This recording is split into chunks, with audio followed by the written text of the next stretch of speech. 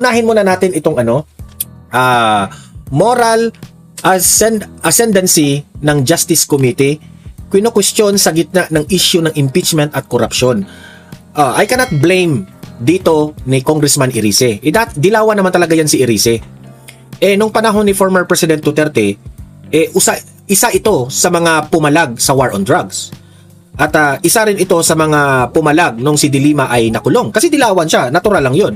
So parang inihalintulad ni Congressman Irice na wag gamitin ang political power para i-dismantle o i-demolition ang isang kalaban sa politika. Okay? Pero ako may opinion rin ako dyan kay Congressman Irice, but I cannot blame her because blame him because dilawan siya, no? Kung ayaw niya si Duterte, okay lang kasi dilawan siya 'di ba? Pero ang point niya dito is itong panahon ni Marcos, ginamit na naman ulit itong syempre nasa kapangyarihan ang administrasyon. Ang mga kaalyado ni BBM sa Kamara, tinitake advantage nila kasi nasa kanila yung presidente. Anong ginawa nila kay Vice President Inday Sara Duterte, 'di ba? Kung ano-ano na lang binabato nila sa gitna ng ang dami nating problema sa Pilipinas, pero nakatutok sila sa impeachment. Ayan tuloy, itong privilege speech ni Congressman Irice, inapahiya lahat. Napahiya. Natamimi sila lahat. Natamimi sila lahat because sapol na sapol ni Irice ang kanyang banat dito sa mga mga kawatan dyan, mga buhaya dyan sa Kamara. Ito, panuurin po natin. To the members of the Justice Committee, I cannot in conscience agree that this Congress has the moral ascendancy to claim that the impeachment process is genuinely in pursuit. Pumalag siya sa impeachment. Ito yung point. Kasi ayon sa kanya, para kay Irice, hindi po maganda na maraming problema ang Pilipinas pero nakatutok tayo dito sa impeachment complaint. It's very parang walang delikadesa talaga itong mga House Committee on Justice. Yan ang point niya dito Of our constitutional mandate to uphold accountability. Why? Number one, the process beginning the 19th Congress is already tainted. Ito po ay pagpapatuloy lamang ng proseso na naganap ng 19th Congress. It is marked by hundreds of billions in infrastructure allocations and massive ayuda programs to cooperating legislator. Actually, itong si Irice, ayaw talaga niya itong mga ginagawa ng Administrasyong Marcos. Para sa kanya, budol lahat ng mga ginagawa ng administrasyon na ito. Ang dami pong mga promises na hindi natupad. In the 19th Congress, the allegations of maleta and paper bags of cash during the impeachment process in the 19th Congress, correct, hindi pa po ito naimbestigahan at hindi pa nare-resolve. One of the prime movers of the impeachment in the 19th Congress is Saldico, who resigned and left the country. Nakapagdududa. Dahil yung mismong nangunguna sa impeachment process ang siyang may hawak ng bilyong-bilyong pondo na nawala, nadala. Grabe, nakakahiya. Sa mga alokasyon na nadala sa mga flood control at anomalous projects. Ay, nako. Maraming mga pahayag na nakakabahala, ngunit hindi natin ito iniimbestigahan. Kung susuriin lang natin ang mga allocations sa mga distrito ng mga legislators na aktibo sa impeachment process noong nakaraan, marami pa rin mga aktibo ngayon. In particular, in the 2024 and the 2025 national budget, magugulat tayo sa laki nito. Even in my opponent in the last elections, the 2025 elections, publicly admitted that she signed the impeachment of VP Sara Duterte in aid of allocation. Natatakot siya na hindi siya mabibigyan ng pondo kung hindi siya pipirma sa impeachment. These circumstances put serious doubts. Is this accountability or is this about political leverage? Political leverage talaga. After the impeachment vote in the plenary, let us examine the status of the four later release allocations. Isa pa yan. Let us see if this correlates with how members will be voting in the 20th Congress. Yung bumoto ba ng yes, maririlisan? Yung bang bumoto ng no, at yung mga abstain, maririlisan?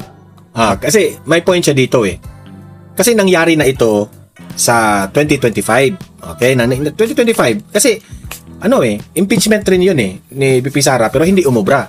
Ngayon, marami po ang nakapansin na yung mga pumirma nabigyan ng budget sa kanilang distrito. Pero yung hindi pumirma, hindi nabigyan.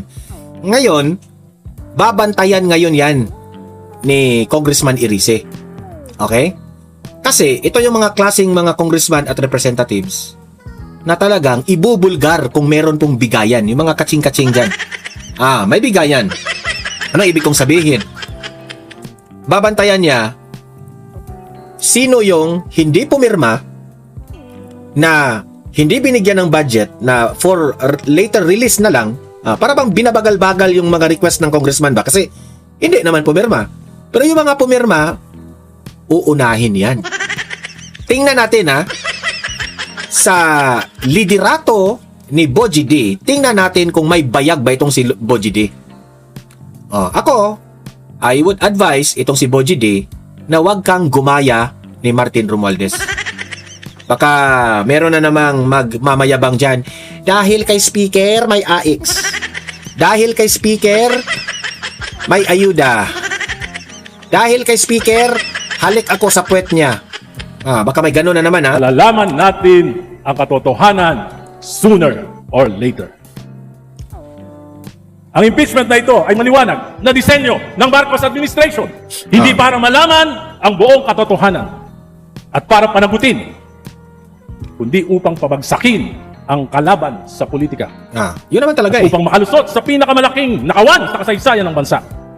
Ginagamit ang mga institusyon na dapat ay neutral. Tama itong sinabi niya.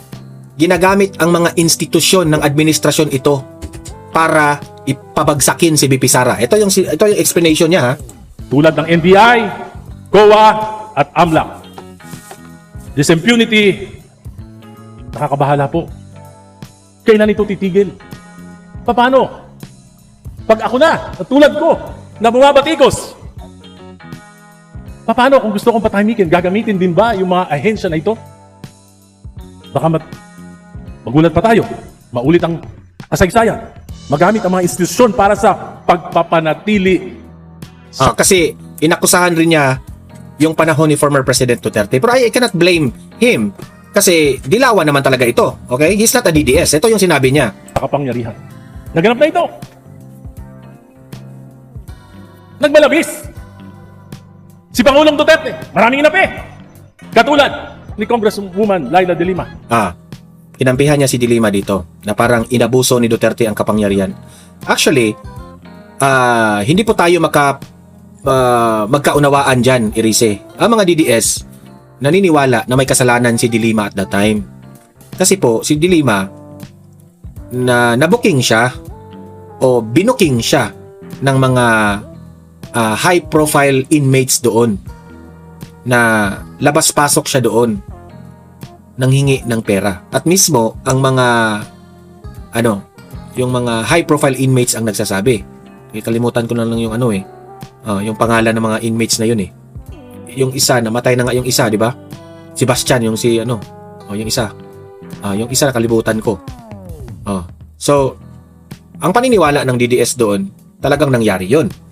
Iba sa paniniwala ni Irice. I cannot blame him, okay? Ako! Dahil ako ang kauna-unahang nagsalita laban sa war on drugs, tinanggal ng Duterte administration ang alokasyon sa aking distrito. Alam mo, Irice, mali ka dyan, no? Para sa akin. Ang nagtanggal po, yung kapwa mo, congressman. Hindi po si Duterte. Kasi si Duterte, ang administrasyong Duterte at that time, hindi nangingialam sa House of Representatives. Hinayaan lang niya yung mga speaker dyan. Sila Velasco, sina Pantaleon Alvarez, sino pa yon? Hinayaan niya. Wala siyang pakialam doon, kung maalala ninyo. Gawin pa nga nilang House Speaker si Paulo Duterte at that time. Pero sabi ni Duterte, gawin nyo yan, I will step down. Mabigat yan. Ayaw niya na i-abuse ang power ng kanilang pamilya.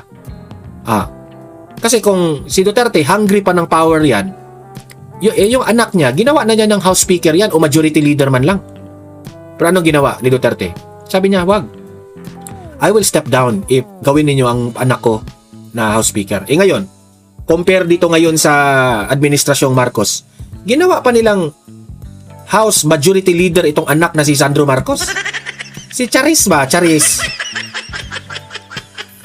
ba yun? Jake Cyrus. Jake Cyrus pala. Ay, di si Jake Cyrus. Kamukha lang. Kayo naman. Ginipit. Palit, kung ginawa ito ng administrasyong Duterte sa kanyang mga kritiko, papayagan ba natin na yung mga ahensya na ito sa kasalukuyang administrasyon, gawin ito sa mga kalaban niya rin? This is impunity. At nakakatakot. Baka maulit. Ayaw raw niyang maulit. Yan. Sayang. The Committee on Justice for the first time in the history of Congress did not allow a member to pose questions to Pero witness. ako sa totoo lang, binabaliwala ko na lang yung banat niya sa mga Duterte. Kasi paniwala niya yun eh. Ang pakialam ko dito ngayon sa kanyang sinasabi, yung ngayon. Yung ginawa ng Marcos administration kay VP Sara. Kumampi siya kay VP Sara eh. Sabi niya, mali po yung impeachment. Or resource persons. Hindi ako nagkaroon ng pagkakataon. Tanungin ang mga kadududang pahayag ni Madriaga at iba pa. Dahil hindi ako miyembro. Wala po akong natatandaan sa 5 kongreso na dinaluhan ko. Kahit hindi ako miyembro, nakakapagtanong ako. Ngayon lang. Dito sa Justice Committee. Alam ko po, maraming galit kay Pangulong Duterte. Sapagkat sa amin po sa Caloocan, ang daming collateral damage ng war on drugs. Nanindigan ako dahil sa pagmamalabis na ito. Pero ngayon, hindi ko naman papayagan na dahil si Duterte lang, magmamalabis tayo para apihin siya. Kung gagawin natin yon, ano kaibahan natin kay Duterte?